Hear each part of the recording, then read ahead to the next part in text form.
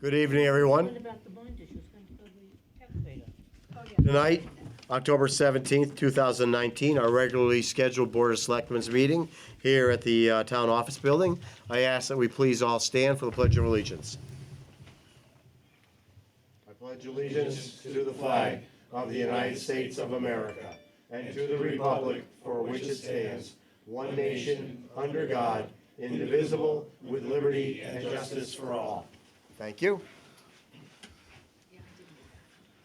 Okay, this next section of the meeting is reserved for people who in attendance wish to briefly address the board. We ask that you please state your name, address, and keep comments to 3 minutes or less. Also, at this time, if you are going to speak during an agenda item, if you would just let us know. Yes? Just making sure because I'm in the front row. Keith Bennett, 92 Old Colchester Road. So it's campaign season, you know, as a candidate, we're out there hitting the bricks, shaking hands, kissing babies and everything.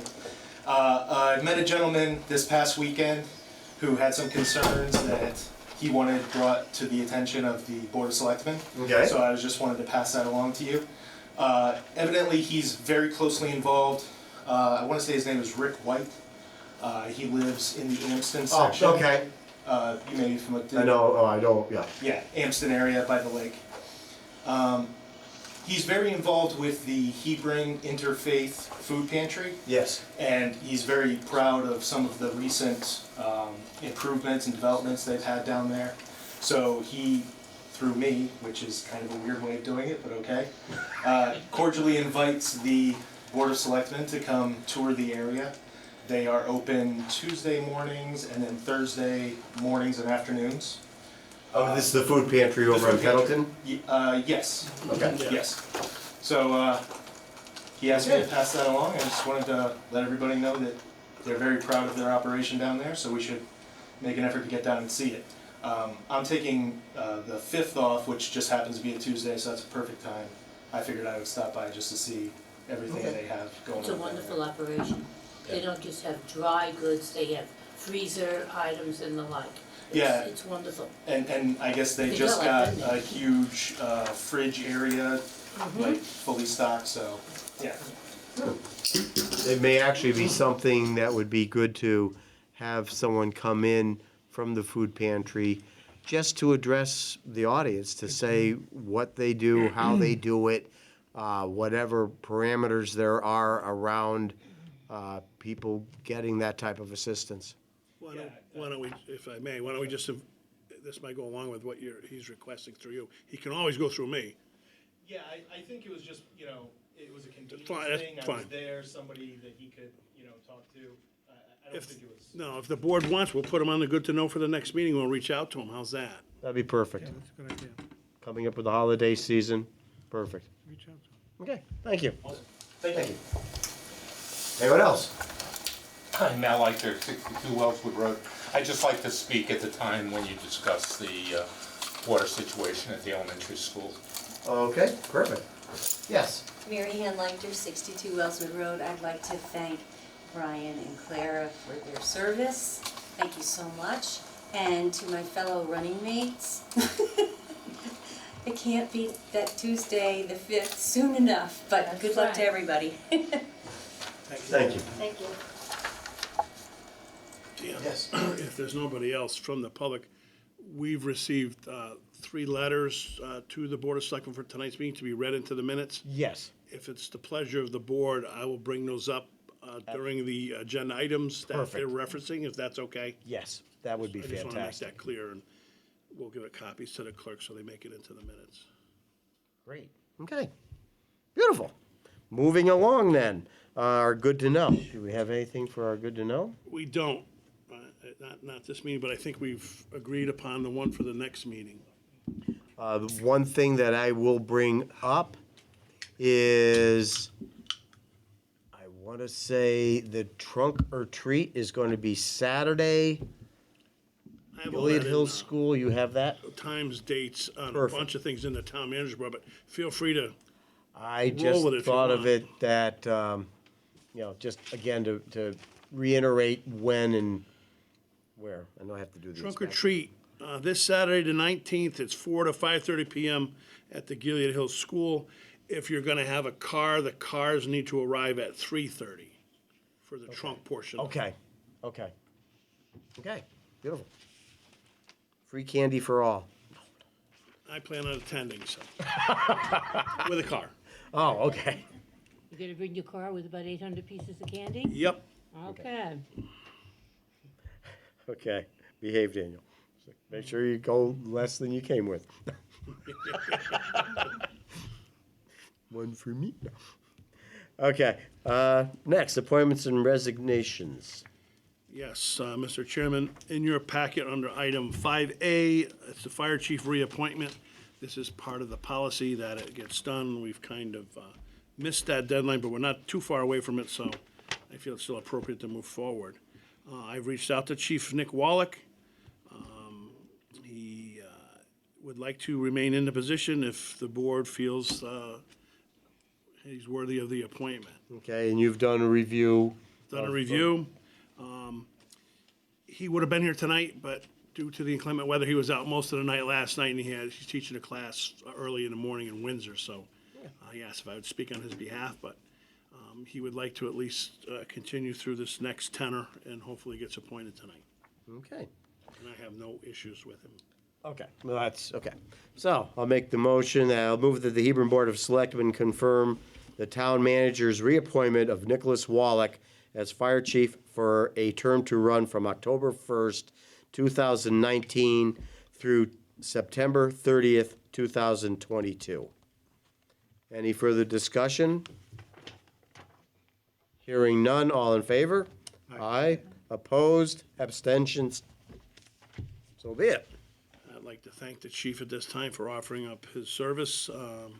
He's part-time, but gets paid part-time, but it's a full-time job, and as of last night, he was out most of the Yeah. night, so. Well, again, at some point, as we progress through, these will be things that will be coming, but not tonight.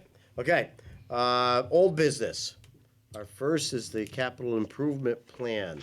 Right, so here again, 6A, I brought this up for the first glance at the last Board of Selectmen's meeting. Attached is the revised proposal of the capital improvement plan, the CIP, policy for the board to consider for approval. Based on the selectmen's input, the threshold is now being recommended at $75,000 for the CIP projects. Although not part of the CIP policy, it is also recommended that the capital projects category be adjusted to $10,000 to $74,999. Currently, it's at $5,000 to $2,400,999. Anything below $10,000 would remain in the capital outlay in the individual department budgets. Attaches the five-year plan document depicting the projects and the amounts that would fall off the CIP if you were to increase the threshold to the $7,500. And if I can summarize for the audience and the viewing public, it pretty much comes down to rolling stock items of pickups, police cruisers. I think there was a refurb at the Board of Ed for one bathroom, and then also redoing of a gym floor at Hebron. Those aren't really, in my mind, capital projects. The maintenance items. Yeah. And this is some of the problems that we've had. I've been involved with CIP, God, back even when I was fire chief. So we're pushing 15, 18 years now. And there always seems to be some sort of an issue, and we have tried to address it. We have tried to mold it and finesse it. And it's not there yet. I definitely feel that, and again, this was even talked back during Bonnie's time of taking the rolling stock and things like that out of CIP. And Brian, you can help me. She was taught, I want to say she was taught of a separate account for rolling stock. And then, like you're alluding to, there are things that are being put in CIP which are not really CIP type items, Based on the monetary threshold, yeah. monetary threshold or Life expectancy. life expectancy. So there are a number of corrections that really need to be made.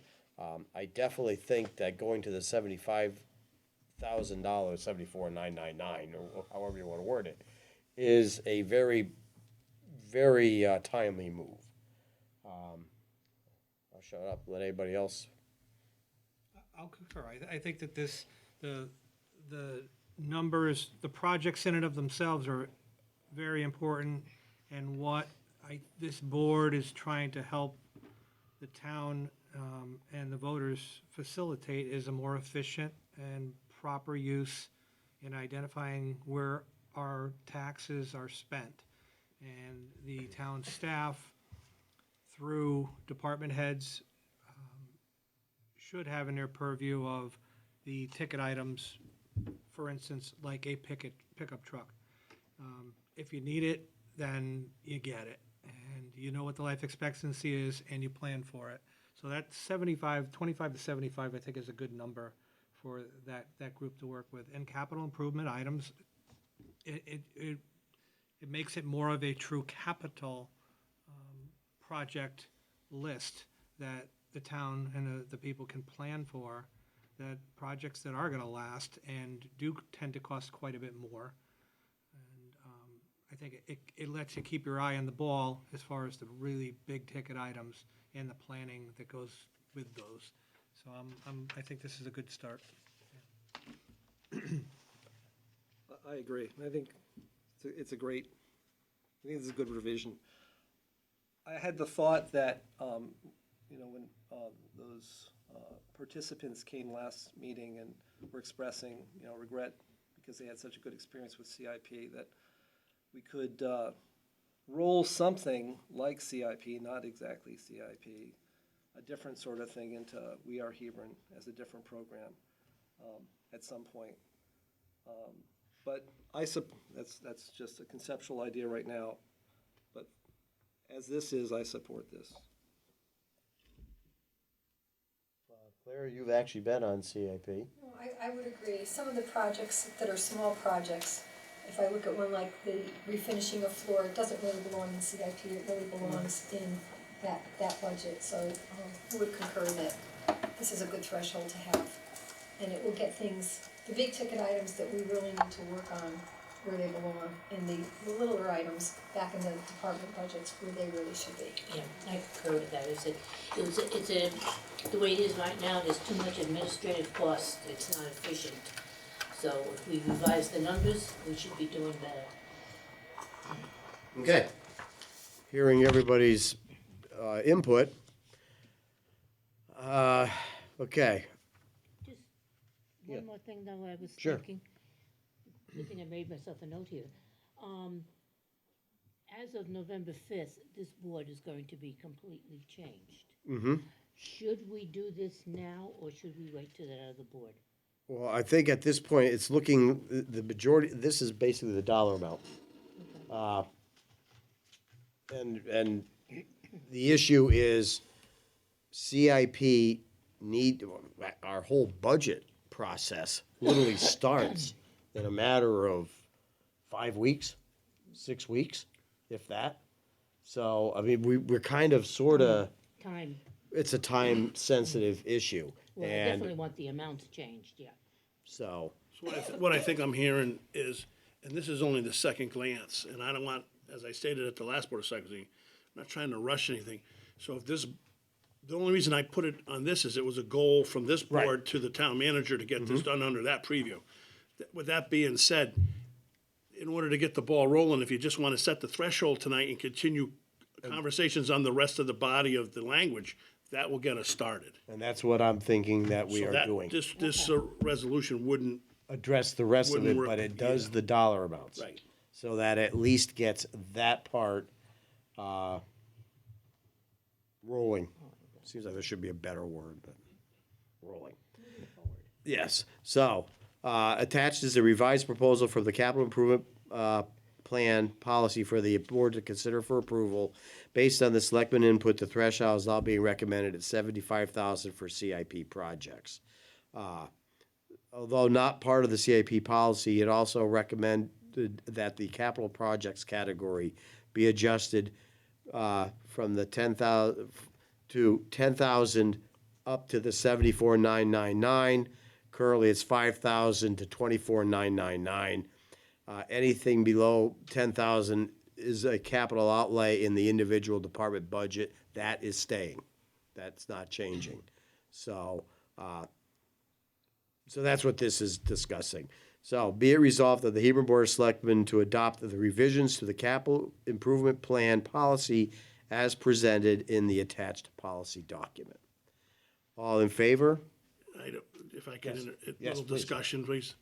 So that resolution that's written is to accept the whole policy that's in front of you today. So as it states, if you want to amend that, I don't know if I was clear, you have to come up with your own amendment at this point just to Change the dollar do the threshold to the amount. 75,000, and then I thought that's what you were doing when you were reading also the 10 to 7,999. Correct. And then currently the 5,000 to the 24,999 would remain in the individual department budgets. If you could Correct. formulate a motion to that, you should also state the rest of the poly will remain under review. Okay. For further approval. Okay.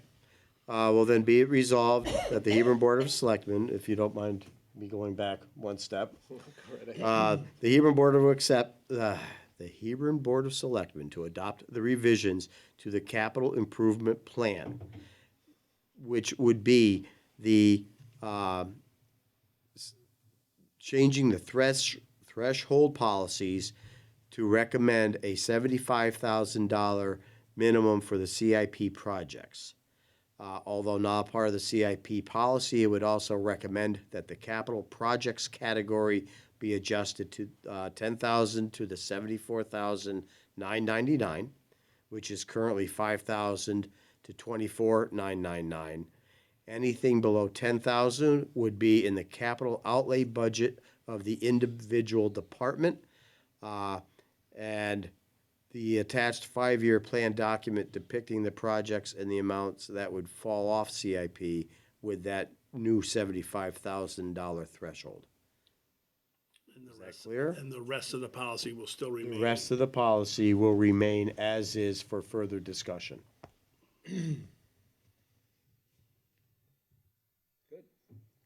Okay, all in favor?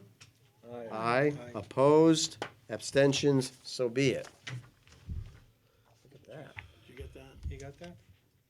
Wanna- Probably good. I was gonna say, it's virtually what the top section says. You got it? You got it, Donna? Right. Right. Yeah. Okay, good. You got it? All right. B, Environmental System Corporation.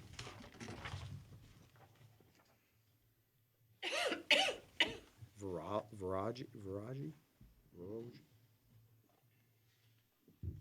Item 6B, Environmental Systems Corporation, Rogin solar installation and other energy conservation measures for town properties. The town is working towards moving forward with solar projects at the following locations: Fire Company 1, Fire Company 2, Hebron Town Office Building, and the Parks Operations Building at the Burnt Hill Park. Solar installation at Gilead Hill and Hebron Elementary School continues to be studied. Just a quick note, those were the ones where they're proposing to put them on the ground. I'm not sure that is the best move, so we don't want to be rushed into that. Okay. If the issue on that is we need new roofs, maybe we should put that off until we do new roofs and revisit that, because zoning has really got an eyebrow raised on, I explained to Mel today, it's almost like an oxymoron. You're gonna go in and cut a couple acres of trees, the carbon footprint to put in a green solar, Okay. that's kind of, so that's why we're listing these to get approval. What this is it still doesn't lock us in, but it gives them permission to start the work in the engineering and the design. So they're kind of looking for something for us. They got awarded those ZERC or whatever from Eversource to move forward, but now they need to start engineering these projects. So I pulled the other two out. I talked to the superintendent of schools. She concurs that we don't want to be rushed into something if it's not actually 100% beneficial to the town. So I'm sure it will be at some point, but I don't think just because we need roofs that we take an Right. alternative and stick them on the ground and take up space, so. A question. The park operations building has a solar system now. Will this be expanding that system, or will this be another system in addition to what is there now? In order to answer you correctly, it's gonna be one or the other. Well, I'm not sure, Donna, do you? I'm happy then.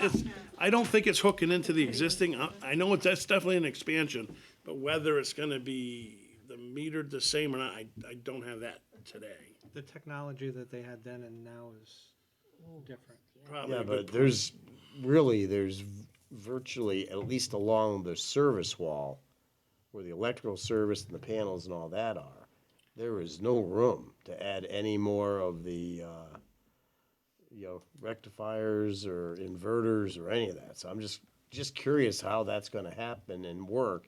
And you also have another company that has a system there. I don't know what inverters and all this stuff are, but from what I remember in the presentations, now you used to have the panels and then it went somewhere. It's like the old Christmas light theory of the whole string going out or not. Now these panels are all they Okay. do everything, all of them.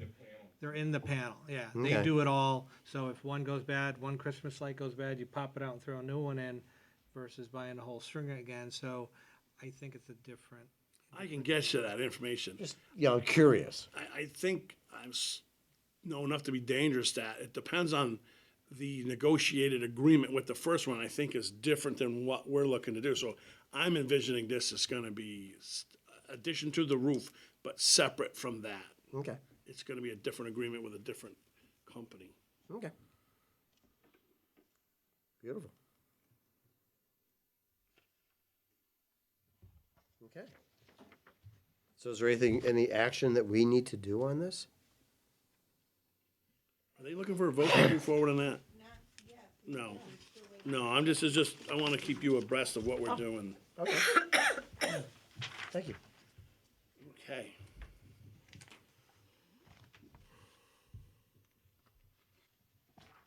Next on the agenda is the, item C, Arts, Culture Commission, and Poet Laureate proposals. And that's an item where I have two letters from the public to be read aloud. I'll distribute them, I made copies. There's one letter, John, if you would take one and pass it down. And here's the second letter, same thing. So while you're receiving your letters, I was a little surprised, and I think we may have to come up with a new formula, because quite frankly, what this is we got an approval back from the Board of Selectmen to move forward and try to draft something up for you guys to take a look at. So once again, this is in draft form, first glance, first time you're seeing it. But because we're putting this into the packet as backup, and as people read it, they're taking it almost as like gospel, like we're gonna approve this and vote on it. So I spent a lot of time combating or trying to put fires out where, in my mind, I had given this to the library director to take a stab at it. And it was my impression that the proposal was coming back. As we viewed the towns, you'll see in his notes, some of the towns that he surveyed, it's in one or the other. And I think that was our intention, not to sway either one, but to give it to the Board of Selectmen and have you guys just see the information that came back to us and make a decision. It doesn't matter to the town manager's office, one way or the other, where this, the Poet Laureate, whether it ends up under the trustees or under the Arts Commission. And I think if you read it 2 or 3 times, we all agree the Art Commission's not even formulated yet, but I think it's written so if it were, and then that was an idea where the Board of Selectmen wanted to put it, we could put it there. But I know after receiving phone calls and letters, there's strong opinions that it belongs under the library. I have no objection of that whatsoever. If I may, I'd like to give a little history there. Sure. The Poet Laureate came into discussion back during the summer when a resident approached the library board of trustees to do this. The library board of trustees thought it sounded interesting, they looked into it, they decided to undertake it as a project. And so myself and two other members, Althea Carr and Mary Ann Foote, worked on a description of the chores, responsibilities of one. We worked on a application that would go out, a press release, we have a lot of material on it. So at this point, I think, it's my own personal opinion, that it belongs under the trustees. And they've never seen this other stuff, but I know the trustees want to do this project. And, but as you know, I'm in favor of the Arts Commission. I spoke up for it the last time. So maybe after that's formed, at some point, let's say 2 years from now or so, people might want to look at it. But right now, I'd like, the poet laureate could get off the ground real soon. And I'd like to see it stay with the Board of Trustees, they're appointed by the Board of Selectmen. They were already accepting the responsibility.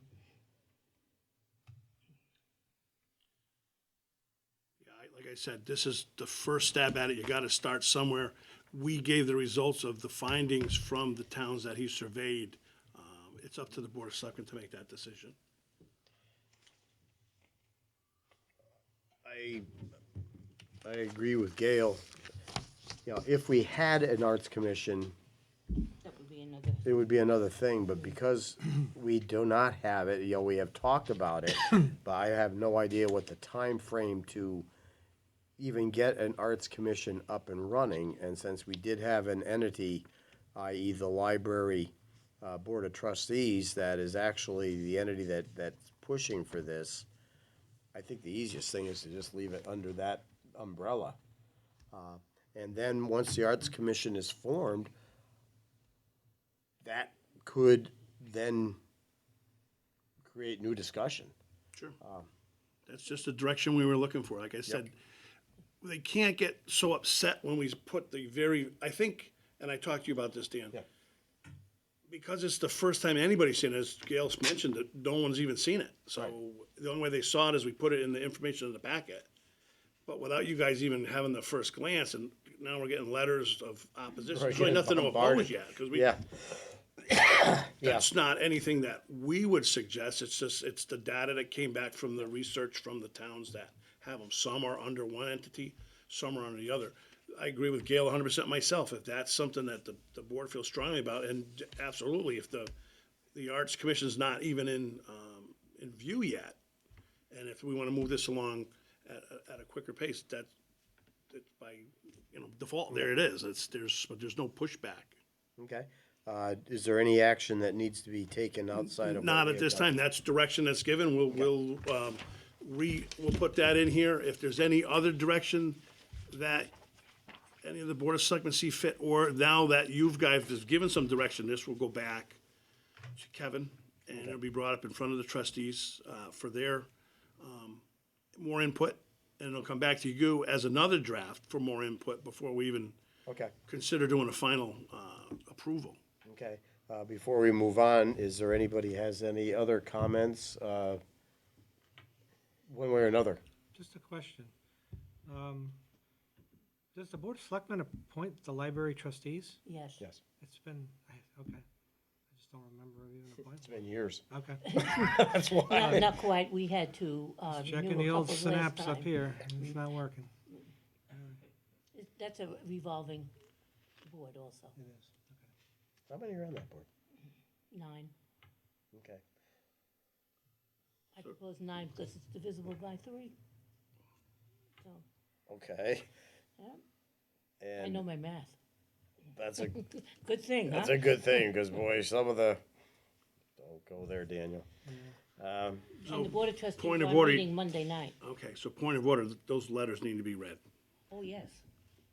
Yeah, they sure do. And you had them. I had them, yeah. They were all sent to me today. Okay. Okay. Sure. First one is from Mary Ann Foote, a member of the Douglas Library Board of Trustees.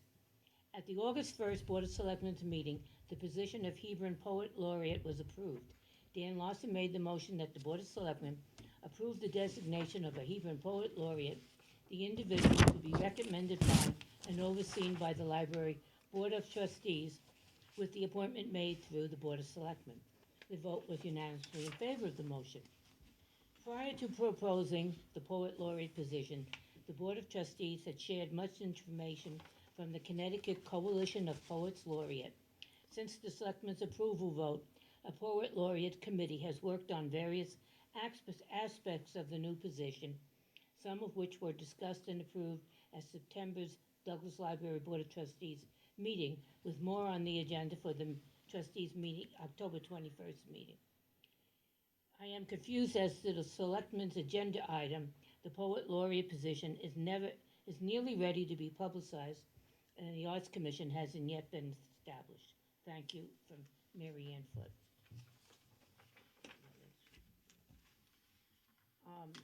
This is from Sue Porter, the former chair of the Douglas Library Board of Trustees. Dear Dan and Andy, I am unable to attend the 10/17/19 Board of Selectmen meeting, so I'm sending this note regarding proposed changes to the Poet Laureate Agenda Item 6 position. I am running as an individual, not representing the Library Board. Changes proposed would put the Hebron Poet Laureate position under the umbrella of the new Arts Commission, which is not formed or operating. Douglas Library trustees developed a very detailed info package regarding purpose, the structure in other towns, other areas of community involved, etc., before deciding we would and could accept the creation of the position as presented to the Board of Selectmen on 8/1/19. Board of Selectmen minutes of 8/1/19 clearly state the library trustees and their poet committee would select individuals for appointment by the Board of Selectmen for this unpaid position. There is no benefit to change the already approved Board of Trustees guidance to include an as-yet unformed committee when trustees will soon proceed with the application process. I am requesting this letter be read into the meetings. Thank you, Susan Porter. Okay. So again, any further discussion by any other members? Okay, hearing none. Move on. When are you guys, when are you gonna look at the Arts Commission? We added that to the list, we're working on that as well. I think it's great that we have an arts commission, but, It- this has to happen.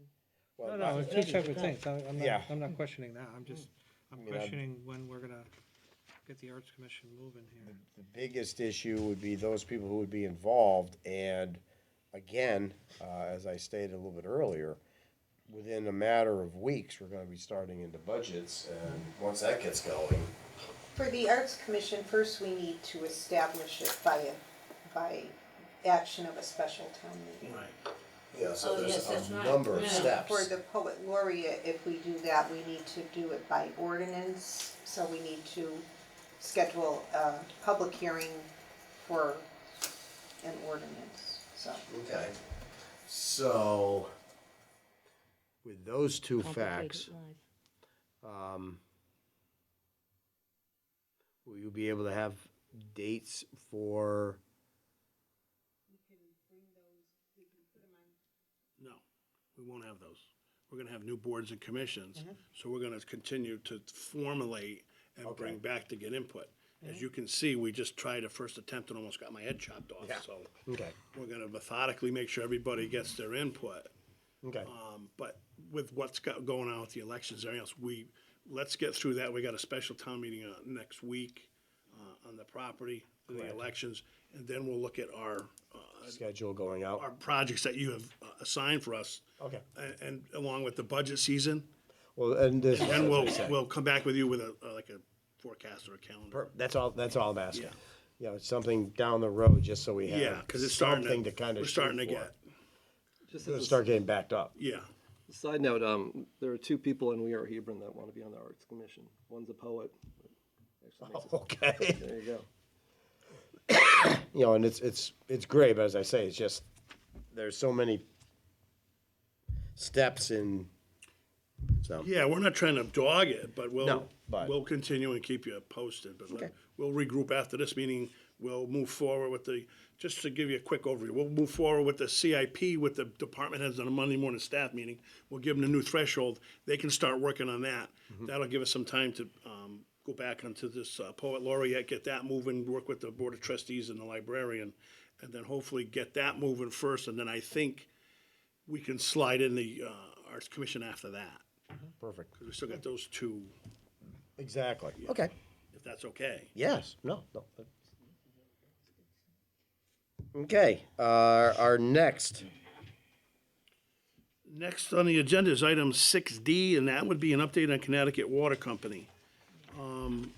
What I have to report on that is we just met last night, so it wasn't in the agenda packet. So hopefully that's okay to move forward with a verbal. We met here last night with about 8 to 10 residents. The reason I don't have a solid number, some came and some left. So 10 in total, but some came late and then a couple people left early. That was a pretty good turnout for that short road, Ridge Road. It's good, I'd say at least 50%. The water company, along with Malone and Mike Brum, went through a PowerPoint and explained the data from the testing and the effects on the existing wells. They did comment that this was one of the larger tests they have done, counting as many wells that were encompassed in the area that they tested. But overall, and the data will be supplied to us, but overall, that the tests came back positive with either no impact or very little impact. And they had, John's a data guy, and I'll get that. They had the information to back that up. They had a colored chart, and they showed the areas where they tested. They showed the areas that had some impact, but very little, and they had all the other areas, pretty much Ridge Road was no impact. It was an area where Wall Street met Loveland Road. Up in that area was more affected than the Ridge Road area. Are we gonna get that data? Yeah, they said so. So it's a huge report, and 300 some odd pages of data in the report. I don't think it's finalized yet, but they had that informational meeting. What it is it's the data that they submit to DEEP for the permit. Yeah, And we will get a copy of that, and we'll have input to request, like, one of the requests is, we can add it to the submission if, in fact, a well did get affected and went dry, what would be the recourse? And there's been 2 permits submitted to DEEP where that was approved, what they had to do. And that might be, and I know the Ridge Road people are probably looking for that, for peace of mind, I don't blame them. So there was a lot of questions. The questions probably took like an hour or more, which is fine. They answered them very matter of fact and to the point, so the people were very happy. And I think I forwarded the Board of Selectmen, I'll have a chance to see it, the comment from Jessica Petro. I sent it out today. okay. She was very happy with the presentation and the response that they got back from the water company. So to me, that is a check. That's a home run right there. Yeah, because she was very, very involved and continues to be. So I think that was at this point a good meeting and a good report. Next steps are we're going to have the water company back in. They're going to meet with Mike O'Leary, the town planner, and myself, and we're going to get more information on the 5, 10, 25, and 50-year plan. We're still working on that, but that's starting to come together. And thirdly, we've got them now going to be looking down at the aquifer Okay. for part of that plan. So the approvals you gave me, access to the property, have expired. So we're gonna have to need to renew them, but there's one addendum to add another piece. They're at their attorneys right now. We're gonna have a map that depicts the property they're talking about, and I'll bring them that in front of you or whoever the board at the next meeting. Okay. So we're moving forward. Beautiful. Beautiful. That's good. That's good. So that's what I had on that. Okay. Okay. There's no other old business. We can move on to new business. To me, this is old business. It's the oldest. We've been working, once again, I guess I can use the term, we're trying to cut it right down to the wire, but this was another goal that was given to me. It kind of Had a couple other things slid in between the year, so it got pushed back a little bit, but I still want to get it finalized. I think we're almost there. So it's in the packet, it's self-explanatory. It's the employee handbook and personnel policies and procedures. It says attaches a red line draft of the proposed revisions to the Town of Hebron Employee Handbook of Personnel Policies and Procedures. The town labor attorney has assisted in preparation of the document, and all full-time town employees have received a copy of the draft proposal and have had the opportunity for questions and comments. So at this point, also attached is the proposed update to the Town of Hebron policy for alcohol and controlled substance testing from the DOT CDL safety-sensitive employees. These policies and procedures will continue on the November 7th, 2019 agenda for approval by the Board of Selectmen. So it's pretty much just an update on one of the goals that you guys requested to get done. Okay. I know you've said you've gone through a lot of it, or? Oh, yeah, I went through it all. I mean, the only thing, and I couldn't, on page 50, I brought it up with Donna yesterday maybe, and I thought about it, I was on the road a lot, and I guess it was carved, it's regarding the deferred comp and the matching, and it's more complicated than it needs to be, but there's a background to it, so.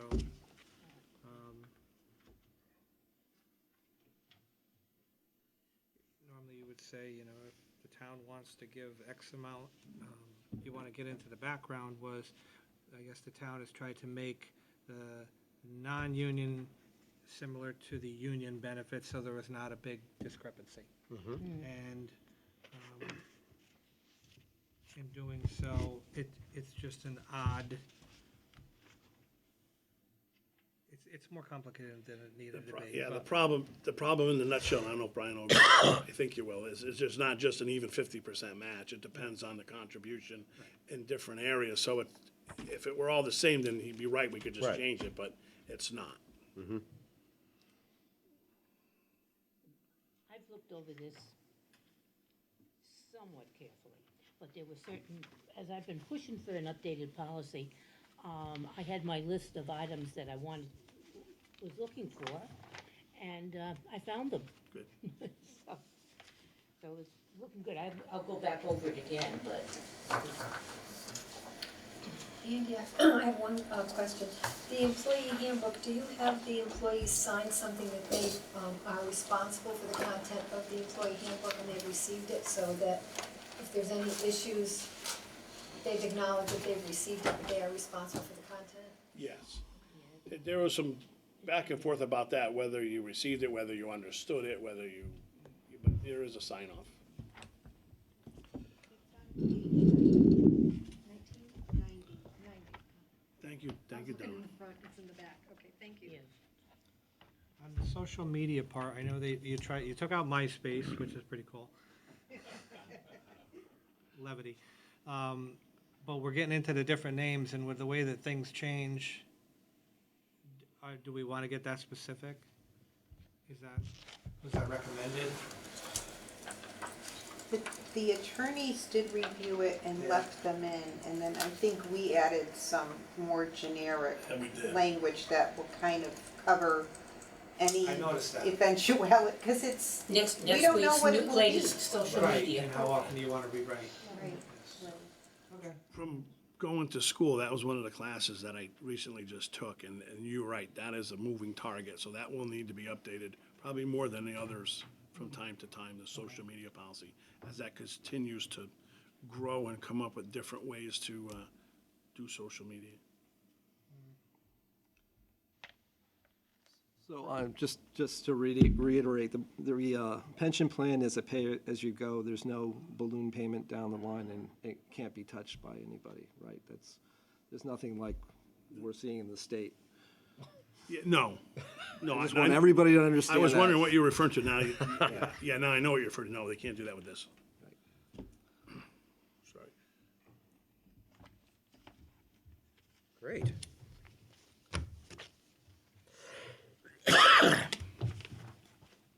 Anybody else have anything else on the pension plan at this, or the employee personnel policies and procedures at this time? If not, again, as you get through it, get your notes or concerns into the staff. And just to follow the procedure that this board has in place, as I understand it, we will be looking for the final approval vote at the next Board of Selectmen's meeting. Okay. Okay. Will we have new sitting people or not? This board here, even after. Okay, They don't okay, take, they don't good, take until the good. following. Okay.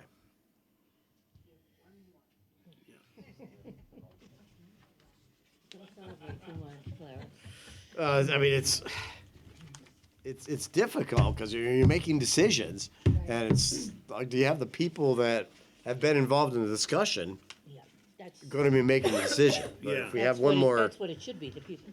right? So it's Thank it's goodness we good got that we one got more. one more. Okay. Yeah, and just to, for more of a comfort level, not to beat this, these are goals you gave the town manager. Oh, on this definitely. board, so Yeah, we you're, remember. it's well under your preview to approve those. This has Yes. been, work in progress for over 12 months. Yeah. Well, it's a very, very important document. Yep, couldn't agree with you Quite more. literally, it's worth the time. Okay. And thank you for getting it done. Thank you. And my staff as well, that wasn't all me. Mostly my staff, like most things. All my staff. All staff, not me. Okay. Next is item 7B. It is to approve the investment policy statements for the town of Hebron 457 deferred compensation plan and the town of Hebron's 401A pension plan. So these aren't legal documents, but it's suggested by our consultant from Voya that we do this. So attached is an investment policy statement for both the town of Hebron's 457 deferred compensation plan and the town of Hebron's 401A pension plan, as presented and recommended by our pension advisor, Thomas Raganese of Constitution Group of Wells Fargo Advisors. While these policy statements are not a contract legal document, it has been recommended that they be adopted to guide the plan fiduciary, and that would be the town manager. Okay. And there's a proposed motion under that. Again, I'm trying to follow it. It's standard. It's a standard thing. Yeah, and It It's a follows. It's a standard, it's a roadmap for, in this case, where you don't, the town manager and the investment advisory fiduciary, of how to, what they can do and what they need to do, Okay. and what's available to the employees, participants, so, pretty standard stuff. It's in the best interest to have that spelled out. You have to, Oh, yeah. You want to read that? not necessarily, Want me to read it? yeah.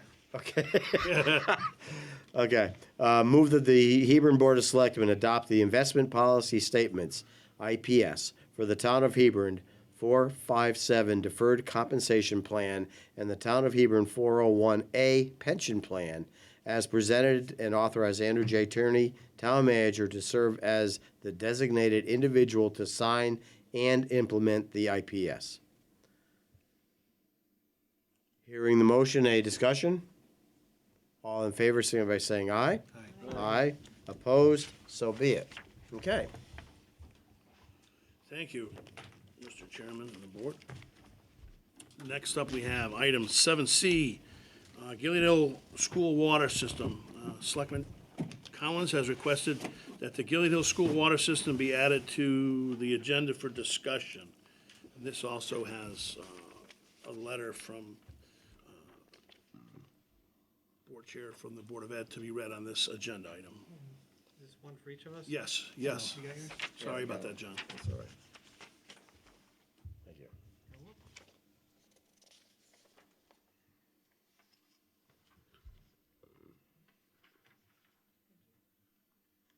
Want me to read this? Sure. Okay. Dear Mr. Larson and the other selectmen, on behalf of the Hebron Board of Education, BOE, I write with an update on our efforts to assess the drinking water quality at Gilead Hill School, GHS. I regret not being able to attend the October 17th, 2019 meeting and ask that this response be read into the record. The BOE's top priority is the safety of students, faculty, and staff at our schools, including GHS. Although the BOE is not currently aware of any violations or exceedances of any regulatory lead action levels for the drinking water at GHS, the BOE is undertaking a proactive and independent review of the school's available drinking water data. As our community has witnessed with the process at Hebron Elementary School, the potential for lead in drinking water is a technical and complicated matter, and one that the BOE takes very seriously. In September, the BOE unanimously voted to leverage the knowledge and experience of the BOE's environmental counsel, Shipman and Goodwin LLP, Shipman, in tandem with an environmental consultant to jointly develop a plan to understand the historical data and, as needed, identify and coordinate follow-up steps necessary to ensure the safety and health of Gilead Hills students, faculty, and staff, which remains paramount. At the BOE's direction, Shipman secured 3 competitive proposals from well-respected national environmental consulting firms with qualified and experienced professionals trained in assessing drinking water systems and knowledgeable on applicable laws, regulations, and guidance, including the US EPA's proposed changes to its lead and copper rule announced last week. After reviewing the 3 proposals earlier this month, the BOE unanimously authorized Shipman to engage TRC on behalf of the BOE to review the available GHS, Gilead Hills School, drinking water data. TRC's independent data assessments are currently underway. The BOE will then determine the next steps based on the finding of this data assessment, and we will be available to address questions in more detail after this process is further along. In the interim, routine drinking water sampling at Gilead Hills School will continue as planned. We appreciate the mutual interest in the well-being of students, faculty, and staff at Gilead Hills School. We want to assure the community, including the Gilead Hills School parents, students, faculty, and staff, that the BOE is appropriately evaluating the Gilead Hills School drinking water data with a methodical and independent professional review. As noted above, if the data assessment process identifies any reason for concern, the BOE will take timely and appropriate steps to further investigate and mitigate any such concern. We look forward to continued dialogue with the community when more information is available, and that is sincerely Heather R. Pettit, Chair, Hebron Board of Education. And a copy of this went not only to us, but also Dr. Lynn Pearson, Interim Superintendent, and Shipman and Goodman. Mr. Chairman, if there are comments from the audience, can we hear them? I think he wanted to wait until after he'd heard what was said up here. Well, I don't really want to get into a debate, and he has his 3 minutes. I would appreciate if he goes first if he has concerns. I have no comment at this time. My comments will solely be based to make sure that the public has all the information. Okay. I have something to say. So I just want to start off by saying, just quoting Lincoln, one of my favorite historical figures, with malice towards none, with charity towards everyone. This is a heated issue, I think, because there's a lot at stake. The most important thing is the protecting the students at our elementary schools. Everything else is secondary, egos, whether people are saying correct things in public or not. The second thing for me is a principle, and that principle is that parents have a right to know what's in the drinking water at the schools, including the lead content. And I think that transparency is paramount. It's important to me. And so that's why I pursued this to some extent. And the third thing is how the boards work together on issues in which we have overlapping responsibilities, and whether we're effective at doing that. Now, the Board of Selectmen has jurisdiction over the infrastructure at the school, for example, the water pipes. And obviously, the Board of Education has jurisdiction over the students and their well-being. But there's an intersection, and we saw that 13 months ago at the All Boards meeting when I first got involved with this. And that was when the superintendent at the time was going through his statistical analysis of the Hebron elementary water system.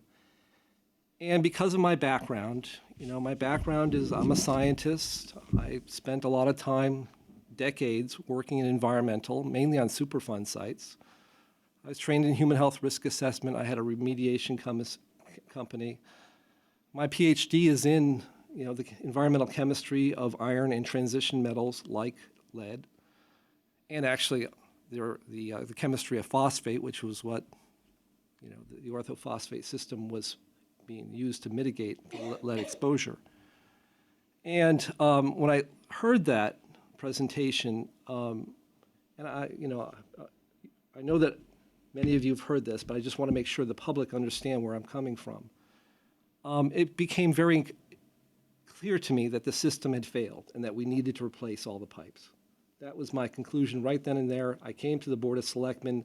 I made the proposal that we have a committee look at this, and we did. We formed a committee, and the Board of Selectmen did this on their own, 5-0, and I appreciate that from the Board of Selectmen, the fact that we moved so quickly on this, because it really was important. Now, through all of this, one of the important things to understand is that the regulations and the toxicology, what we know about the toxicology of lead, is changing. It's the regulatory criteria that is now governing most of lead is the lead and copper rule. But we all know that that's not protective. If you can just Google it, everybody knows that it's not protective. And in fact, what happened last year was that the EPA came out and made an extraordinary statement in which they said there is no concentration of lead that is safe, especially for children. Because children are sensitive in receptors. That's what we call it in human health risk assessment. They are especially susceptible to contaminants like lead. And lead is nothing to sneeze at. It is a neurotoxin. So the whole landscape changed when EPA came out with that. Now, we had the misfortune of having a system at Hebron Elementary School in which we had pipes that went back to 1948, and we had solder, and we have brass fixtures, and it was a complicated system. And we had exceedances of the lead and copper rule, which meant we were in violation, which meant when we finally decided to replace the pipes, there was a question, just so you know, should we replace all the pipes or should we replace just some of them? Because not all of them exceeded the 15 parts per billion. And we came to the correct, I think, conclusion that we had to replace them all because there would be lead that would be mobile and recontaminate anything that we replaced. Now, I put together, before we went to the state to get an approval for this and to get the 54% matching funds that we needed, I got some of the data from the superintendent. I did not get it all, much to my chagrin, because the first principle of environmental in 30 years that I've been doing this is you do data collection and you get all the data. But I got some of it. I got the raw data that came from Phoenix Lab. I spent tens of hours putting it together and doing a spatial analysis of the school to make the argument that we needed to replace all the pipes. So at that meeting, Ms. Lori Matthew, who is the section chief for water for the state of Connecticut, and also played for Gino Ariama, just so you know, on the UConn women's basketball team, which was the most impressive thing to me. But she mentioned that Gilead Hill had some hits of lead, and that, you know, as we were making this argument, I didn't know that, and it was to me problematic. But when I got back, I thought, you know, the thing that we need to do, if we are spending $1.2 million replacing the pipes at Hebron, we should be making sure that Gilead Hill is okay too. So I wrote to the superintendent, "Hi Tim, this is February 2nd, 2019. Following the disclosure by Lori Matthew, Connecticut Water Section Chief, that there were lead detections in water data at Gilead Hill School, it seems important to me that we review all the data from Gilead Hill School. Can you send me the water data from Gilead Hill School? As you know, I've compiled the data from the 2017-2018 Hebron Elementary. Can you send me the water data for both schools prior to 2017? Because I didn't have them. Phoenix Lab will have this data because they keep 5 years. Actually, they keep 7 years. Can you begin sending Andy, Mr. Tierney, water data for both schools as you receive it for distribution to me and the rest of the selectmen? Thank you, John." So Tim writes me back the next day or the same day. "Are you planning to request from Andy that we replace the water distribution systems in both schools?" "No." "Tim," next day, "No, there's no implication in my email to that effect. Were the lead numbers in GHS over 15 parts per billion, which is the lead and copper rule, the state would have told us. There's a huge difference between wanting to see the data and concluding there's a problem, The situations at HES and GHS are not the same. However, I think, and I hope you think, that your mandate as superintendent is to reduce lead concentrations to the lowest possible practicable levels. Of course, that is up to boards, and I'm just one member, but that's my opinion. So if the lead numbers could be lowered by some simple practice, like flushing the system single or multiple times, or something else, then we, all of us should continue to explore options with experts, of which I am not one. I am not an expert in remediation of lead pipes. But I don't know because I haven't seen the data. So I just want to see the data. I want to make sure for myself in the town that the data are complete. So like it or not, the Board of Selectmen have responsibility over the water systems at the schools. As a selectman, I'm in it now, and I feel the burden of responsibility. I know you feel that burden. I appreciate that about you. Thank you. Okay, so that's in February.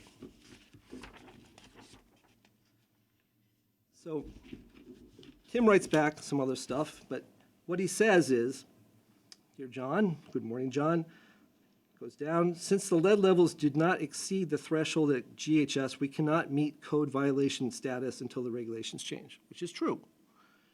"Absent the current legislative proposal that has been proposed this session, we have not been fully required to test for lead annually. We can if we choose to, but that would be something we would have not been doing up to this point." Okay, great. So we don't have as much lead data as I want. So going along into March and April, I want the lead data because I feel responsible. I feel responsible because I haven't met anybody in town government or anywhere that has my background. And so I know about this stuff. And I'm worried. I'm concerned. So Mr. Leitner and I, he is the chairman of the Hebron remediation, thing that's replacing the pipes, talk in March or April, and he informs me that DPH has the data.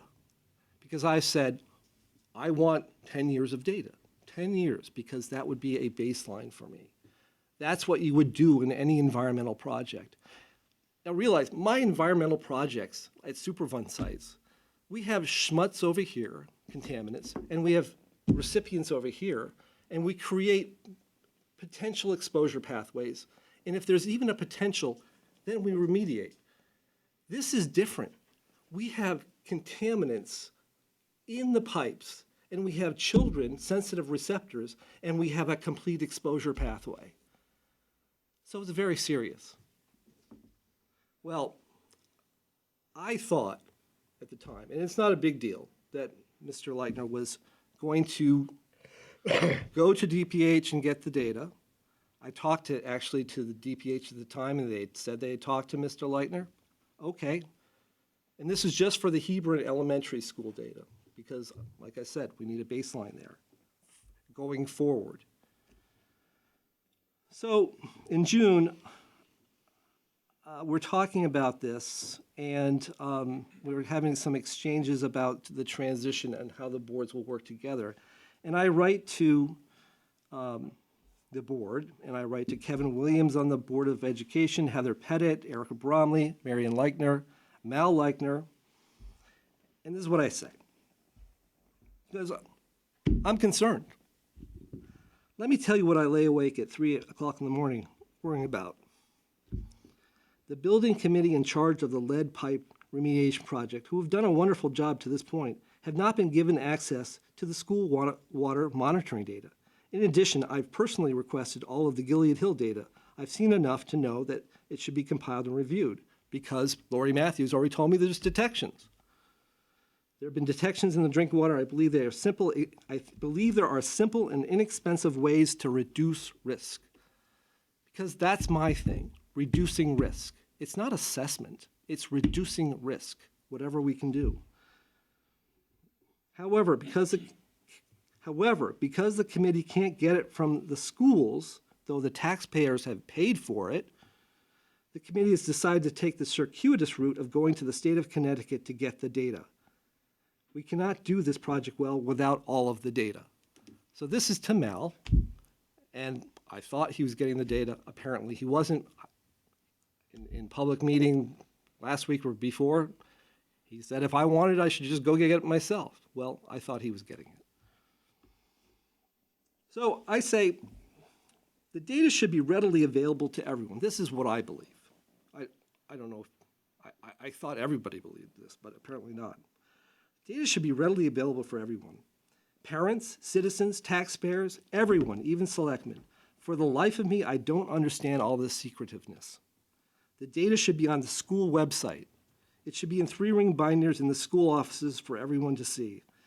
When I said that I thought we should remove the pipes last August at the all boards meeting, I asked for the data. When the Board of Selectmen wisely created the special building committee to remedy the pipe, I called for the data.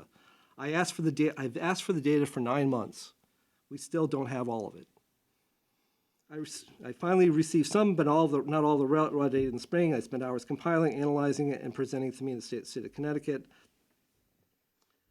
There were data sets that were not on the website. I found new data there that I compiled, and I was worried that it wasn't being reviewed. And I talked to Mr. Tierney about it. And I asked Mr. Tierney to ask the superintendent for the data. So I didn't get a response to that. So in July, I went to the Board of Education again, because I'm up at 3 o'clock in the morning. And what I said was, in my 3 minutes presentation, was this isn't about assessment. We don't know what exactly the criteria is.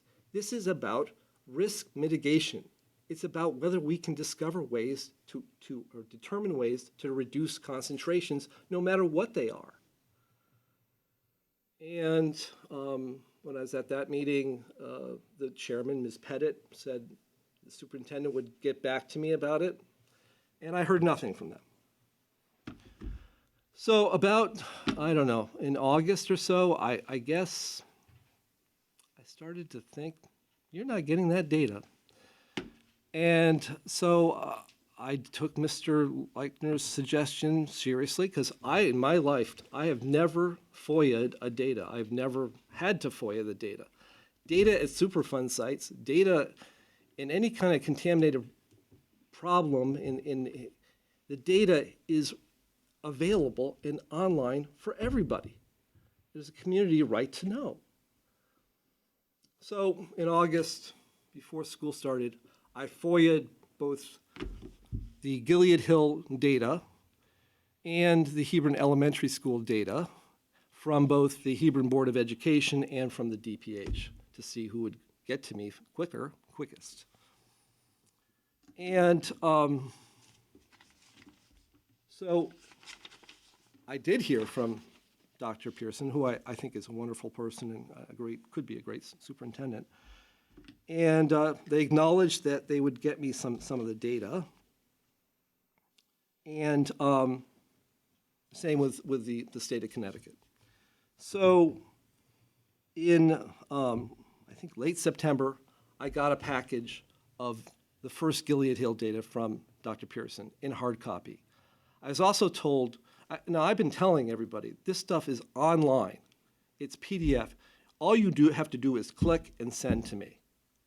Okay? There's no big deals. But instead, they told me they were told that I could only get hard copy data. So I just want to show you the type of stuff that I'm compelled to do. This is the type of data, like thousands of pages I'm going through to determine, and this is only 3 years of data at Hebron Elementary School. So I get this data, and I'm expecting, per Ms. Matthews' suggestion that there were lead detections, that I might see a part per billion here or a non-detect there. Well, in the 2017 data, we had 5 data points, and 3 of them had lead, 60%. One had a 1.3 parts per billion, one had 4 parts per billion, and one had 9.9 parts per billion. Okay, they're not actionable because 15 is the actionable level. But in terms of what we know about lead and the directive to reduce exposure, they're important data. So finally, they sent me some more Hebron L data, and I've got the hard copy of all that stuff. I've been going through it. Today, the state of Connecticut sent me, Mr. Patel, sent me a spreadsheet with 10 years of data for Hebron Elementary School and for Gilead Hill School. It's a lovely thing, and I will make it available to the Board of Education because he's done a nice job, and to the Board of Selectmen. My hope is that we will post this data on our website so that people can see it. There's no reason not to. So the issue that I have here is that, I've got this letter. I got the letter from Ms. Pettit. And I don't think that this is a proactive review of the available data. This should have been done a long time ago. They talk about the routine sampling at GHS. The routine sampling, I don't believe, if the state of Connecticut data is correct, and I think it is, doesn't include lead. There have been 3 samplings of lead, 2011, 2014, 2017. So Every 3 year. yeah. That's what I'd gotten from, I'd actually just put a phone call in, talked to our health director, and lead is tested every 3 years. Gilead Hill has always come in below. The last reading, as you know, it's the 15 parts per billion. The amount of lead at Gilead Hill School at room 27 was 9.9 parts per billion. The other areas that they had done, the music room was 4.0 parts per billion, and the kitchen was 0 parts per billion. Right. So the problem, again, is that the lead and copper rule, of which we really are not doing our remediation based on that at Hebron L, because we recognize exposure to that below that is harmful. So at Gilead Hill, there have been 9.9, there's been 12 parts per billion in 2014, but we really don't have the data set to evaluate. So what I'm saying is that, first of all, I think we should be involved. We were involved in the Hebron Elementary School to a beneficial way, in a beneficial way. I think it should be done quickly. It's not a question of if we need additional sampling. We need additional sampling now. I think we need to work with the Board of Education, and they need to work with us to expedite risk reduction at Gilead Hill School. Because, very simply, I mean, there are ways to reduce risk, and I've told them, you can flush faucets. It's not the best way to do it, but you can do it. EPA has methods. You're not supposed to rely on that, and I wouldn't rely on it. But we need a discussion about that. We need to bring people to the table. We can't have this, after 12 months or so, me finally getting the data and me having to go, a citizen having to go to the state of Connecticut, using legal means to compel the Board of Education to give me something that I should know. So that's my thing. I'm going to I haven't had time to evaluate all the data. I'm going to evaluate it. I would hope that the Board of Education and the Board of Selectmen would come together quickly to talk about mitigation or possible mitigation, simple ways to reduce the lead content. And I would hope that it will be able to post the state of Connecticut cumulative summary. That's what I have right now. I thank you. Again, this is a Board of Education responsibility. I've seen the letter from Ms. Pettit, taking her at her word. I believe that she and the board and superintendent will address this. It is really technically not under the purview of the Board of Selectmen, although we do try to work together with solutions. There is this 15 part per billion actionable level, which Hebron is roughly 2/3 of, still 33% below. That being said, I agree that no lead is good lead. But I think that we have to let the Board of Education try to take the lead, and I would hope that they would rely on expertise of other people, i.e. you, in this quest to come up with reasonable and cost-effective solutions to see if we could, it would be in a perfect world to get the same level as the kitchen. 0 is perfect. Whether or not that's ever possible, I don't know, but. Non-detect is absolutely possible. Not only possible, we should be getting non-detects. And they did it at the kitchen, so obviously whatever's happening there, and it could be just a simple flushing, I don't know. See, my problem here is we know, and we are responsible because we have taken upon ourselves to get involved in the Hebron Elementary School remediation. In fact, we did it because we had responsibility. We felt responsible for the infrastructure.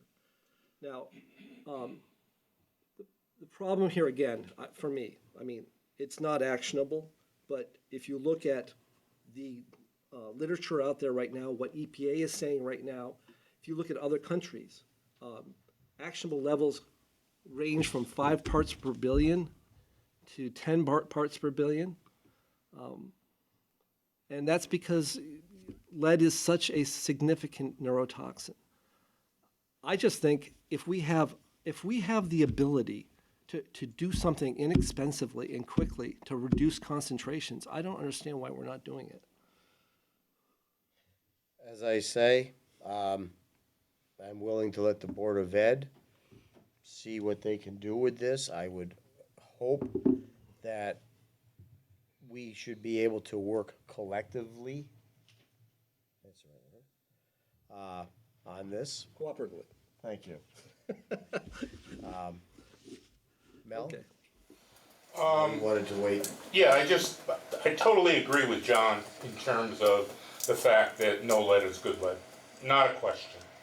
I applaud him for his consistent Tenacity? forward movement requests. However,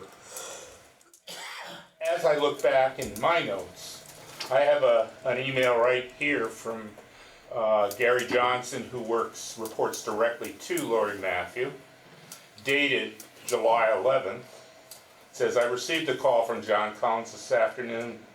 He mentioned that you asked about receiving 10 years of data.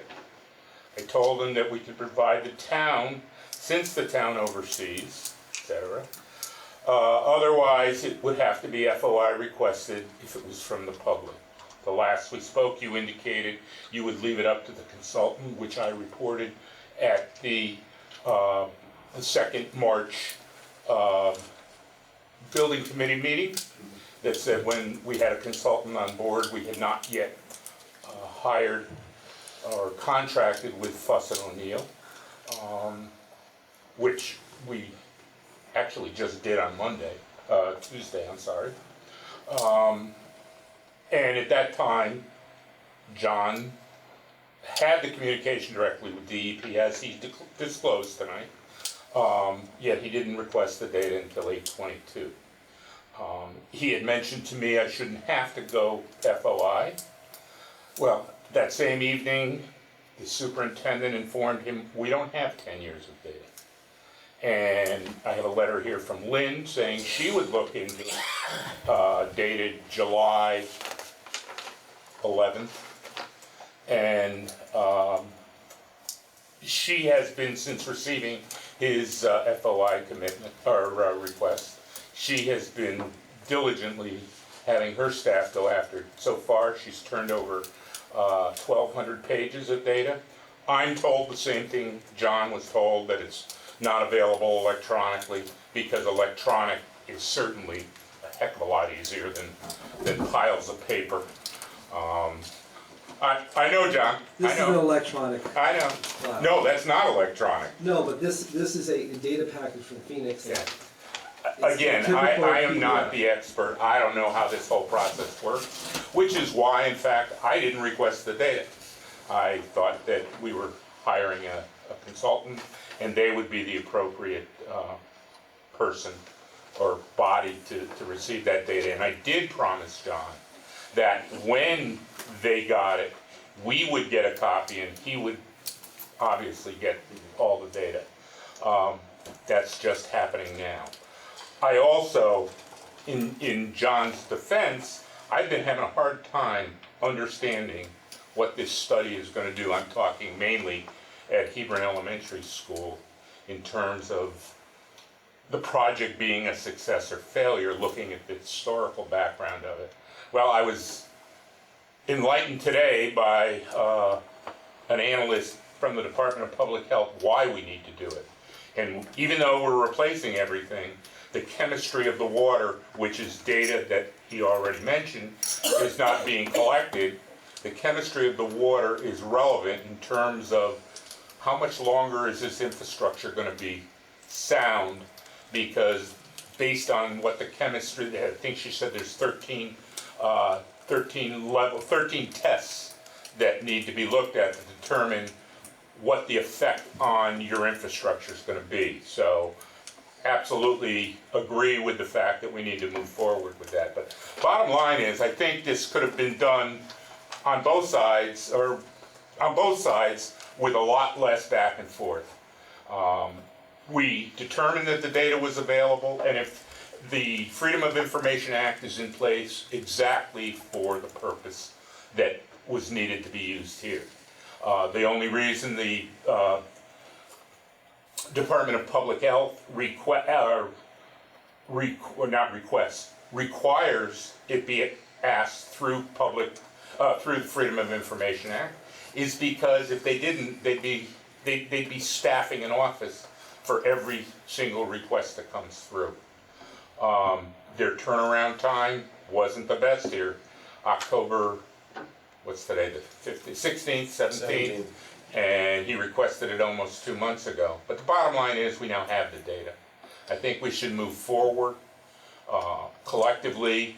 I hope that we can at least have a communication, and when I say we, I mean John can have a conversation with the Board of Ed or with the Superintendent of Schools saying, okay, I've got the information, calling off the FOI on you, and that way she doesn't have to invest more money, more time in her staff, and we should move forward with this. Last Tuesday, for your information, we signed a agreement with Fuss and O'Neill through the architect that for studies that will go on starting now, right up through and following the end of the project, with a final review of what the statistics are on the water and what the human risk assessment is based on the water as it is when the project is complete at Hebron Elementary School. So, Mr. Chairman, one of the issues or what I worry about is that the Board of Education has hired a lawyer, and the consultant that they have hired is going through the lawyer so that any information will be attorney product, which means we don't have access to that data. The attorney has complete control over it. So I believe this should be a completely transparent process, that everybody should know what the data is so that everybody has complete confidence in it. The sampling, the routine water sampling that's now being conducted doesn't include lead. So does it include? Right. Okay, so all we have are 3 data sets that have, I think, significant amounts of lead. 2011, 2014, 2017. TRC will collect data that's not available to me or to anybody in the public. It may not be accessible. And I think it should be public. I don't know. I don't understand. My feeling is that the first thing we should do is mitigation. We should be talking about mitigation. We shouldn't be lawyering up. So I'm concerned. I'm concerned that I'm not going to see the data. You know, it's taken me a year to get this data. I've got the data now, and now I'm analyzing it. And that data is now useful. It would have been useful for me when we met with the state, because they had some issues, some questions. And it's going to be useful to the Gilead Hill mitigation at some point. But I think we should be doing it now, not later. Clara?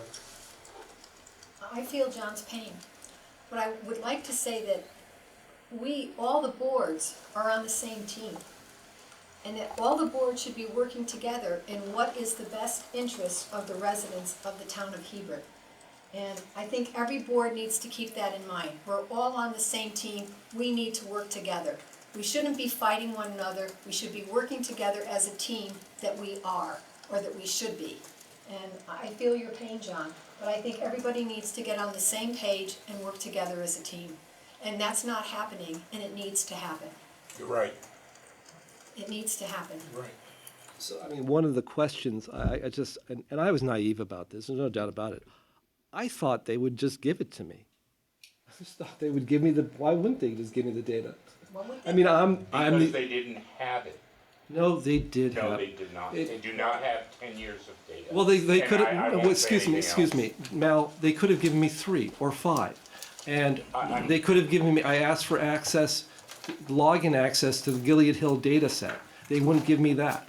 And I don't understand why. Well, I was identified. Can't answer that, Well, but moving forward, there are issues on both sides. rather than beating this, moving forward, it is, in my opinion, the Board of Education and the Water Remediation Committee, No. or not at whatever. Gilead Hill.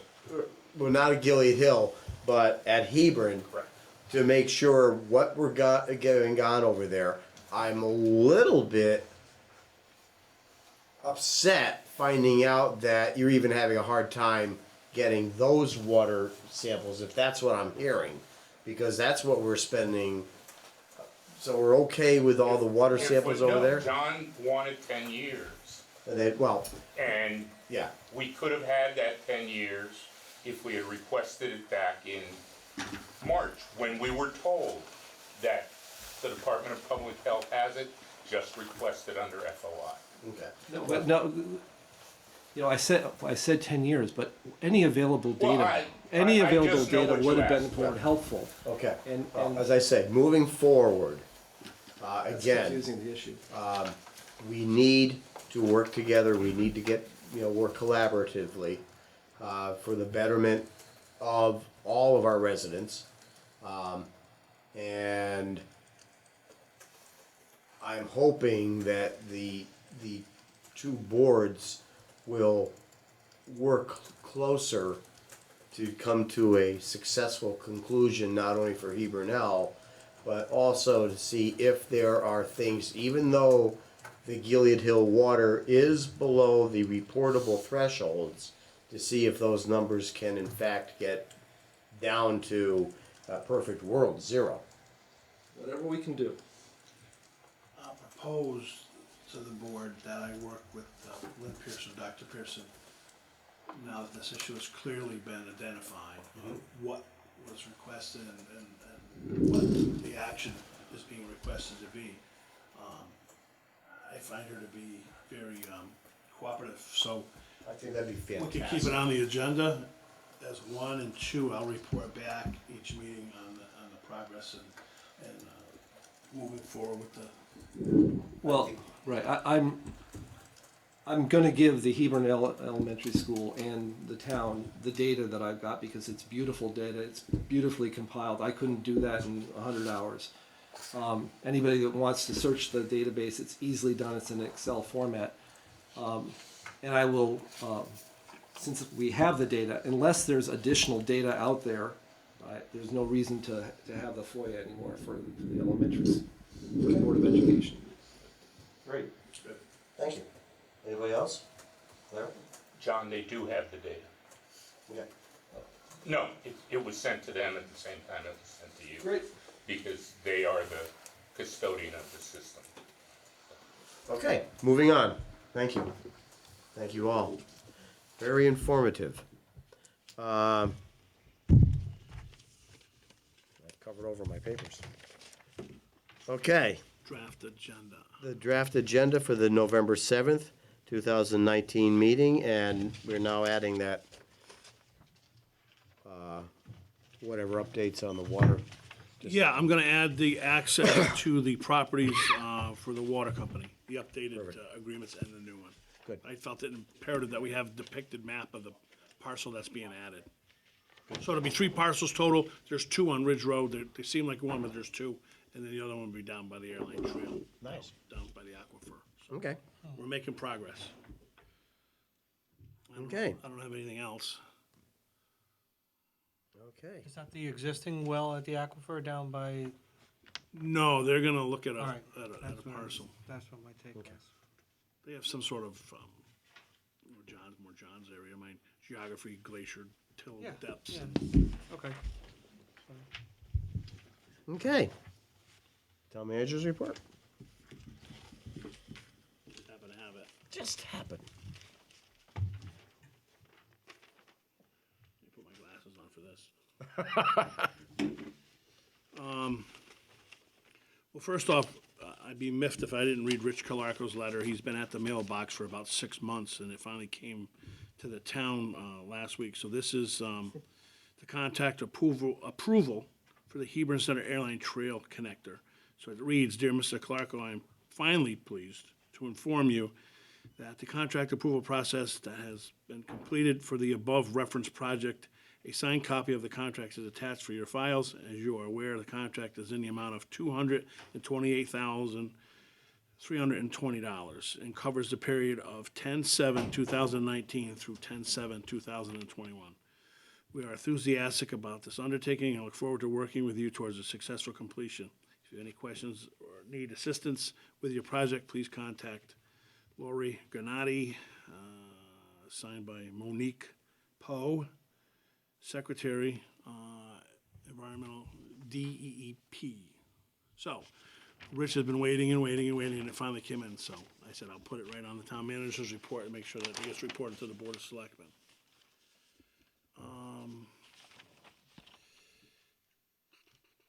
So, the EDC meeting is Monday night. That's gonna be at the senior center, Okay. and that's at 7:30. There's a little bit of change. Normally they meet at 7. There's a conflict for one of the members Monday night. They're not gonna be there. There's gonna be 3 members. One thought he might be a little bit late. This might help, maybe Clara too. So 7:30 Monday night. It's an EDC meeting. They'll be running the meeting. They're posting the agenda. We'll be there and we'll review the results of the survey and talk about moving forward. So that's something that we had set up. As Danny stated, the trunk or treat is Saturday the 19th, 4 to 5:30 at the Gillett Hill School. Hazardous waste, this is the special one. It's the fall cleanup, they call it. Unfortunately, this one's in Summers. And it's at 5 Vision Boulevard. That's right next to the high school in Summers. But this is for that can of stuff you've been staring at all year downstairs. If you want to get rid of it, take a ride to Summers. And we're part of that consortium, so you'll be allowed in with your driver's license and address. Halfway across the state, well. Normally the other ones are in Manchester, but this one, Yeah. because of the larger one, the vendor is cheaper to all the entity towns by, for whatever reason, going there. Okay. Next Thursday is a special town meeting at 7 PM here at the Hebron Town Hall. That's important. St. Peter's property, land acquisition. And then also an approval for an amount of money for one of the grants for the parks. The Harvest Moon, that's next. That's the one where we need a minimum of 25 electors? Yes. Yes. Next Saturday, the Harvest Moon is going to be in the center of town, 3 PM. That's sponsored by the Town Center Project, so hopefully we can support them. They've been working very diligently. Judy's losing the battle with her sign with the wind events that we've been having. She's pretty upset. I hear about it every time it gets blown down. And we've actually got a committee to try to fix that. A committee. With Judy, you get a committee. Just so you know, I can't go into too much dialogue, but Michael, Larry, and I have been very active in meeting with possible developers on a couple different sites in town, and we're going to continue to meet. And it's imperative that we bring the water company into this process, which we're going to start setting up meetings. I'm going to try to set it up with them tomorrow for next week, so I'll keep you posted on that. That'll remain on the agenda as well. So, and then once again, still working with the water company. As I just said, they'll be next week. I read Rich's letter, so that's all I had. Donna, did I miss anything?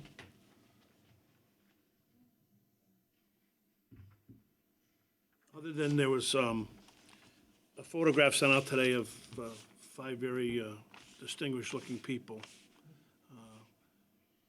Pretty scary. Numbers across? So much that we're gonna get it framed and we're gonna hang it in the building somewhere. We haven't decided yet. Is that surrounded by the dartboard, the You're caulk? gonna go up on the wall of shame over here. Wall of shame. You know, I'll say it, we are Hebron. Yeah, I didn't wanna steal your thunder on that. No, it's nothing. Okay. Our consent agenda, these are items that are considered routine in nature, which the board may or may not need to discuss individually and may be voted on as a group. Any board member who wishes to discuss a particular item in this section may request the chair to remove it for later discussion and a separate vote if necessary. And we actually have 2. We have the approval of the October 8th, 2019 special joint meeting. Actually, it's just the one. I was gonna say, I don't know which ones you're reading. Yeah, there's Just the one. There's one. The October 3rd, 2019 regular meeting. I Okay. even put it aside so I wouldn't do that mistake again. And then You I just did wanted it. to see if we're awake. That's right. So the October 3rd meeting, then the tax refunds as listed. Okay. So anybody have any corrections or additions or? No. Okay, hearing none. Do I hear a motion to accept the So, consent agenda items as contained? So moved. All in favor, aye? Aye. Opposed? So be it. Good. Liaison reports. And Andy, you have, Yeah, I got them right here. I just I'll catch you later, or? don't get it mixed up with all this stuff. Sort of. I just have one, it's, the We Are Hebron, I'll do it, although Gail is my partner in it. We did Parks and Rec and Public Works.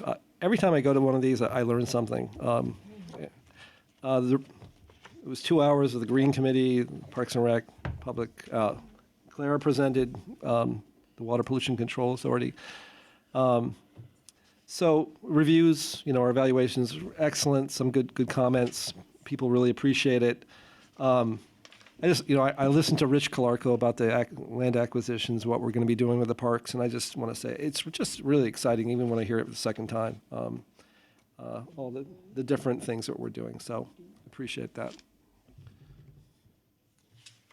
Okay. I witnessed a little bit of that. I was here at the water meeting, but when Rich got done introducing himself with all the acronyms at the end of his name, I just call him the alphabet now. Alphabet man. Okay, Clara. I was just commenting to Dale, on the liaison reports, there's nothing, none of mine are on here. Okay. Board of Finance. Brian. No, wait a minute. Oh. This is what I'm trying Okay. to say. So what In the did, minutes of the meeting, of the last meeting, none of my report is on the minutes of the meeting. oh, Yeah. Well, WPCA maybe- had it. No, maybe it wasn't. No, I don't think You're it, probably right. You're yeah. probably right. Okay. Okay, all right. Okay. All right, so I will talk tonight about the WPCA, Of course. of course, okay. So we'll start off that the Lebanon sewer meter is still broken. no. Maybe I will leave this board with a good report, but if not, I can elaborate on that. I spoke to her personally. They signed a contract, they made a payment to the company that I mentioned in the email, and it was due to the something was an issue over there, but they are working, it's just not finished. But they've contracted, paid, and have the stuff. So hopefully before you're gone, Hopefully. So anyways, that's, the old saga goes on and on. Old railroad pump station repairs. We have a pressure relief valve that's broken and leaking. And it's leaking about 10 gallons a minute. And that's at an estimate of $10,285 plus labor to repair that. We did repair the pipe that was leaking, and that was repaired on September 19th, and that was $28,000, $415. So a big repair. And we have the wiring harness that needs to be replaced, and I don't have a estimate for that at this time. The assisted living property asked if they could put in a meter for their irrigation so that they won't be paying sewer fees for the water that they use for irrigation. So they'll be putting a meter in, and we'll be metering the water they use for irrigation, and we'll deduct that from their water, so they won't be paying those fees, because they're really not dumping water into the sewer system for that.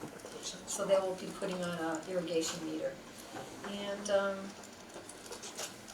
that's pretty much it. This, if I may just interject, because I think it's important. These repairs are costing the WPCA huge monies, month after month. the monies are coming out of your funds, but it's still monies from the taxpayers, one way or another. It doesn't mysteriously grow on a special tree. And this is one of the reasons why I feel so important that, for this bonding issue that's coming up, to help take this off.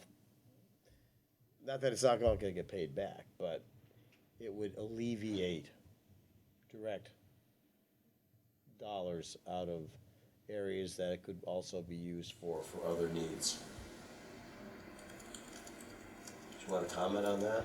Well, we are gonna be running out of money in our sinking fund, at the rate that we're going, because we have such major repairs. And at this point, the system really needs to be, upgraded. And, it benefits the whole town, the whole infrastructure of the town, all the businesses of the town. And it's really important, that we upgrade these sewer systems. Plus, there's a lot of side streets in town that, again, these homes are on the sewer system.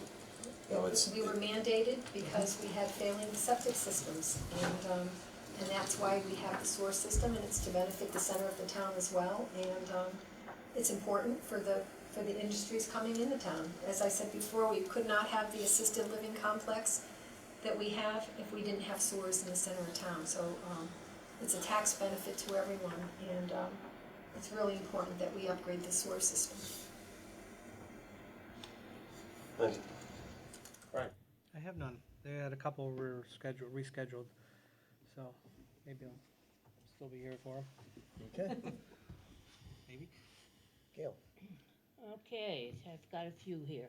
The Hebron Board of Ed met last Thursday. I attended that meeting.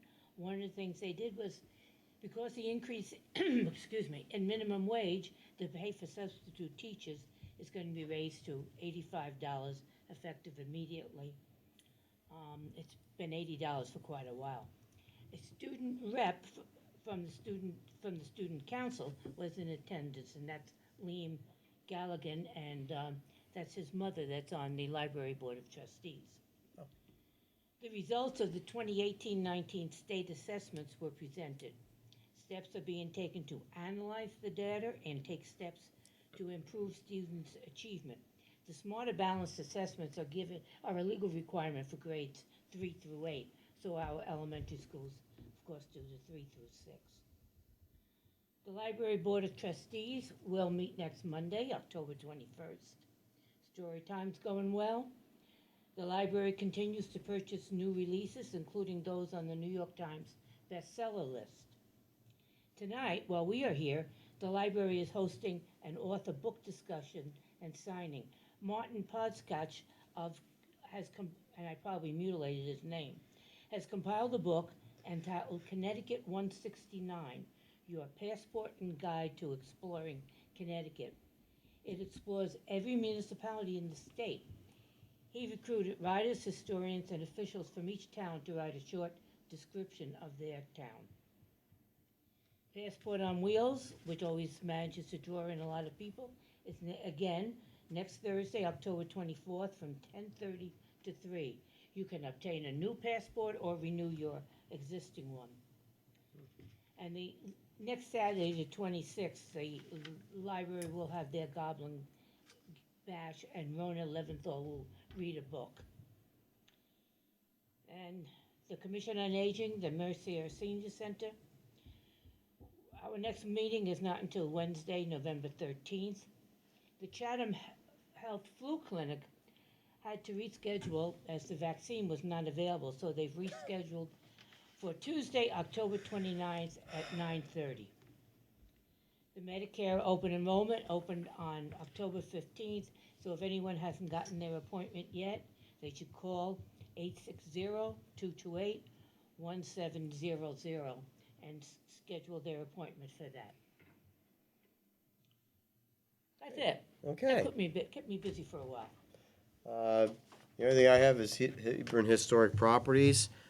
I finally received a lot of the documentation, the state statutes that pertain to historic properties commissions, their responsibilities, and that will be compiled and handed out to the board, just so everybody knows just what they do, and I think I forwarded to you some of it. So, just, again, as an FYI, because so many times we really don't always know what some of these different boards, what their statutory obligations are.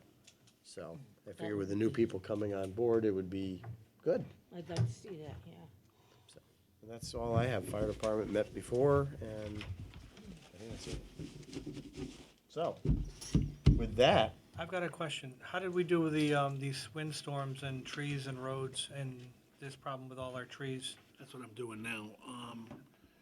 So the storm was pretty intense, so overall we fared well. At one point, we had 100 and some odd people out, but during the storm, which I was surprised, they did a restoration on Old Colchester Road earlier in the night. The fire department was out a good portion of the night with a possible couple electrical fires, which it could have been, ended up not being, but they could have been, but they were good saves, or when they found them, it was corrected, so it didn't turn into that. We had several trees down. Most of the power outages that we're still experiencing now are on the Buck Road area, where there's still about 55 people out, Paper Mill. That area seems to get hit almost every time. We've done some tree trimming in there to try to prevent that, but it looks like we're just gonna still have to do some more. The issue is, when you get winds like that, it's not the dead trees that are falling down, it's the ones that catch the wind and the leaves. decide to go. So, we continue to work on that, but I was just texting our Eversource rep. The problem is it's not like the old days with CLMP. Most of the trees were, or at least the main tree that was blocking the road was cleared up. So they're getting the tree crews in here, but the restoration crews, because there's so many outages throughout the state, more up in Ellington and Summers and that we still have people out of power. I would, in the old days, I think it probably would have been restored by now, but the guys worked through the night, and then they have a certain contract where they rest, and now they're back out restoring. So hopefully by tomorrow morning, it'll be restored, but I'm gonna continue to, I'm dealing with the residents, and the Eversource person they're done after 9 o'clock. Our representative, they'll go recharge, and she'll be back in the morning, so. I did hear while we started the meeting that there was a truck in town over there, and I'm gonna check the map upstairs right after this meeting, but if you have generators, Danny knows, he's in the business, I mean, that's the best, the restoration times are not what they used to be. And there's more streets, more lines, more everything, more infrastructure, but they don't have the number of people. The number of people has gone down. Yep. You know, and it's all cost savings, but literally you've got to take the initiative to plan to protect your properties. This is not a bad time of year. If this had happened in February, you'd be having homes freeze. It would be much more dire for both health, safety of people, and their properties. So, really need to you know, learn what to do, how to do it, have a plan, have a safety plan, be proactive. Exactly. I saw on East Street, they had that tree cutting Yeah, it's here. piece of equipment. That's pretty neat. It's down on Stonehouse right now. Oh, is it, where they just like grabbed the trees, and it's pretty impressive. Big toy. That's what you need in your backyard to play with now. Wouldn't you love it? Okay, beautiful. Your turn. Yes. Motion to adjourn. All in favor? Aye. I guess that's it. Thank you.